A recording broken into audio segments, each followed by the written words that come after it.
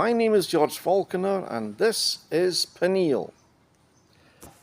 I recommend this book, When Heaven is Silent by Ronald Dunn. This is a book about suffering and it looks at the biblical accounts of suffering and helps us to come to grips with it. Life is never simple, and if you think that just praying to God is going to take away all your problems, it won't. God uses our problems to accomplish His will. A Passion for Life. This is actually a copy of the Gospel of Luke. So if you want a short book to read, the Gospel of Luke called A Passion for Life, I recommend. I'm going to read chapter 6 of the book of Esther.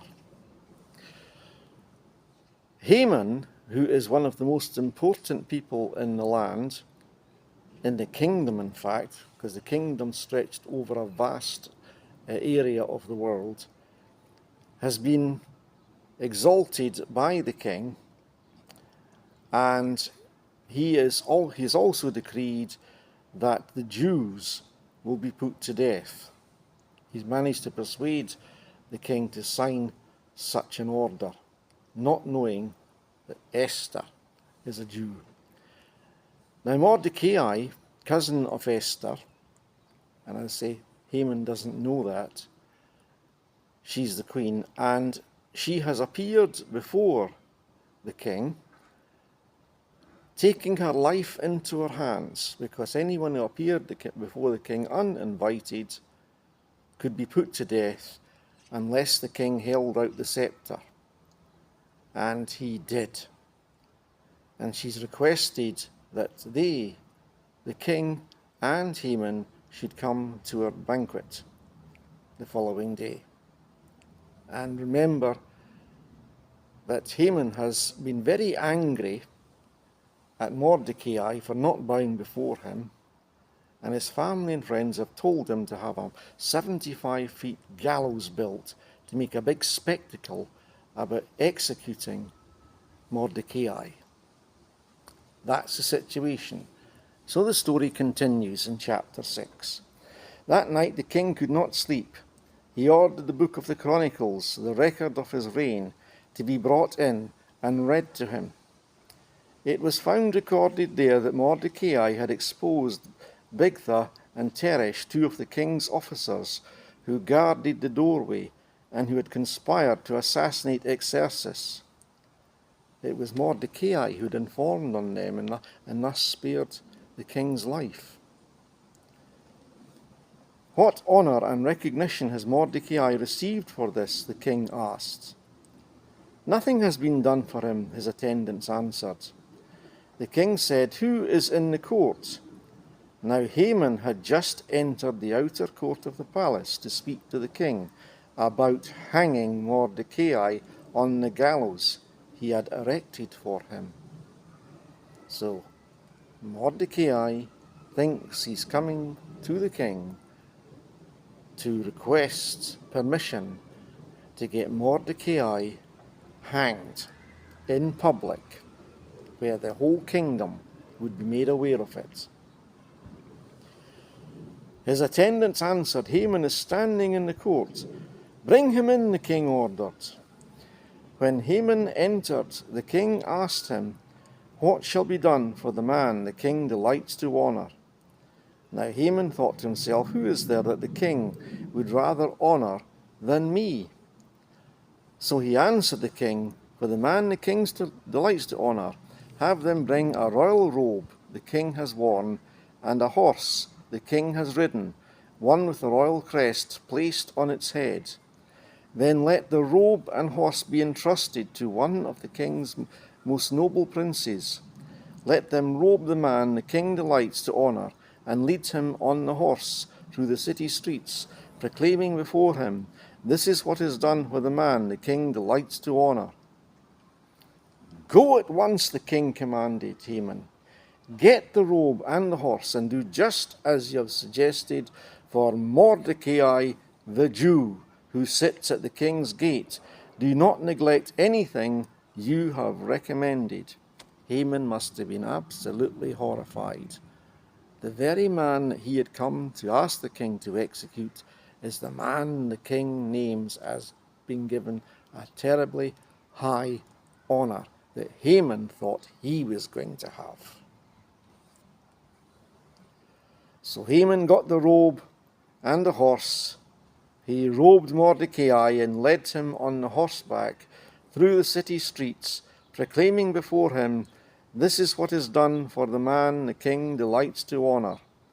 Afterwards Mordecai returned to the king's gate, but Haman rushed home with his head covered in grief and told Zeresh his wife and all his friends everything that had happened to him. His advisers and his wife Zeresh said to him, "Since Mordecai, before whom your downfall has started," even they could see it, his downfall had started.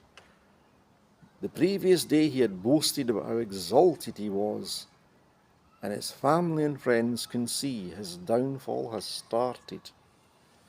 His advisor and his wife said to him, "Since Mordecai, before whom your downfall has started, is of Jewish origin, you cannot stand against him. You will surely come to ruin."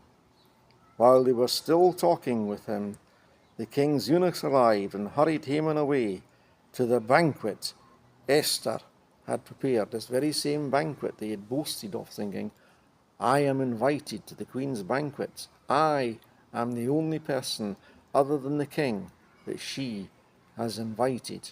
How important I am."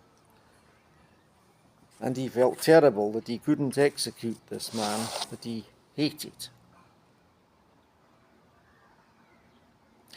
I've said that this is a book that's unusual in that it is the only book in the Bible where God is not mentioned directly. God is only seen in the unfolding of circumstances. He's seen in providence. And in this chapter we can see it, because it's not just coincidence that Haman has decided to execute this man and have a gallows built. And that very night is the night that the king can't sleep. That's ordered by God.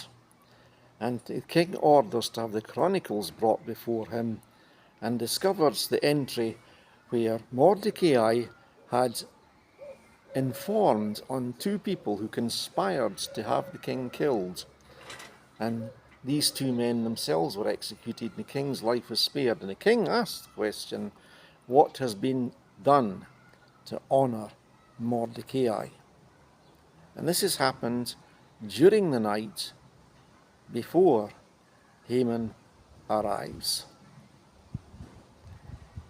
Just perfect timing. Another day would have gone by and Mordecai might have been dead, or certainly the request to have him executed would have gone through. Perfect timing. God's timing is always perfect, even when it doesn't seem right to us.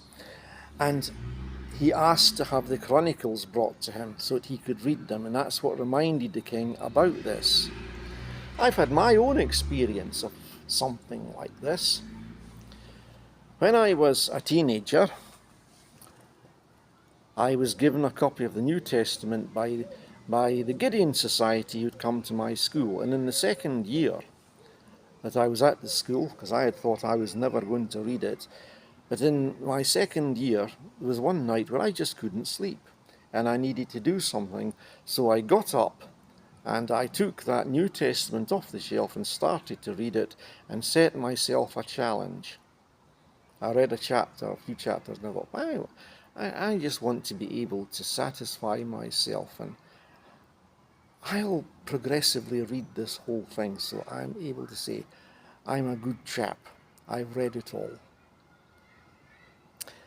God had a slightly different plan.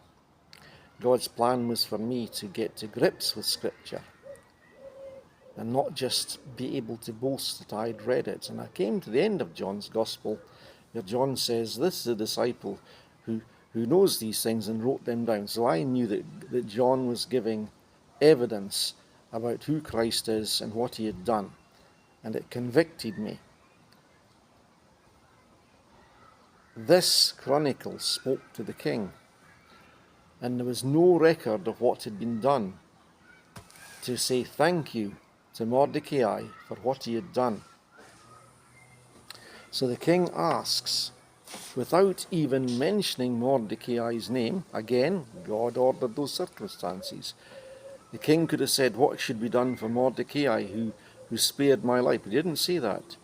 He said, what should be done for the man whom the king delights to honour? And having been honoured so much by the king, Haman thinks the king's talking about me. So I'll tell the king what I want done for me.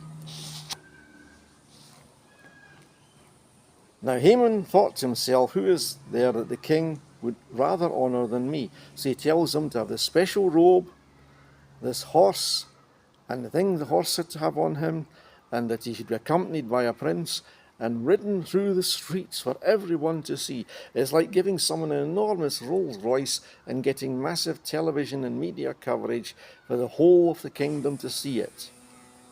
And that everyone would bow before him, this man who's terribly honoured. And of course Haman thought it's going to be himself.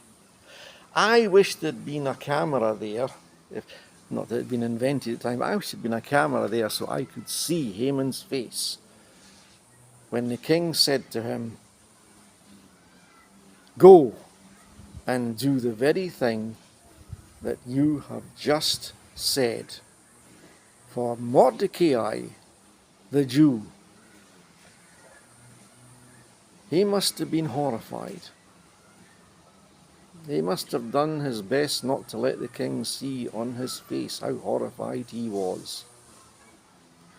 The very man he'd walked in to see the king, to get the king's permission to have executed, is the very man the king wants to honour.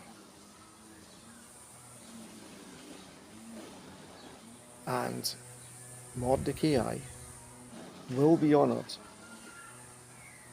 Haman had to do all the things he had suggested,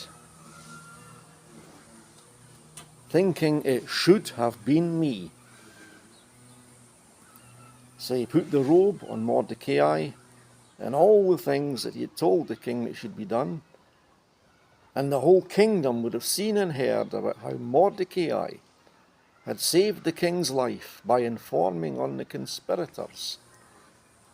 And the king honoured him. And everybody would know about it, not just a few people in the streets. The kingdom would know about it. And Haman went home in shame and told his family and friends what had happened. He'd been to see the king. He was going to ask to have this man executed, and instead he had to honour him in a mighty way. It wasn't just a case of, here's a little medal for you, thank you, well done. This would have been magnificent. The world as they understood it would have all have known about this. And even his own family could see that, having listened to him the previous day, boasting about how the king had honoured him up till now and made him more important than any of the other nobles in the land, it was all now falling apart. Because they can see now this is the start of his demise. And they warned him, you can't stand against Mordecai. You can't have him executed. Because now that honour has put him in a situation of power. The king will turn upon you. So keep your mouth shut. However, he goes off to the banquet that he has been invited to by the Queen and the King, and we'll find out in the next video what happened.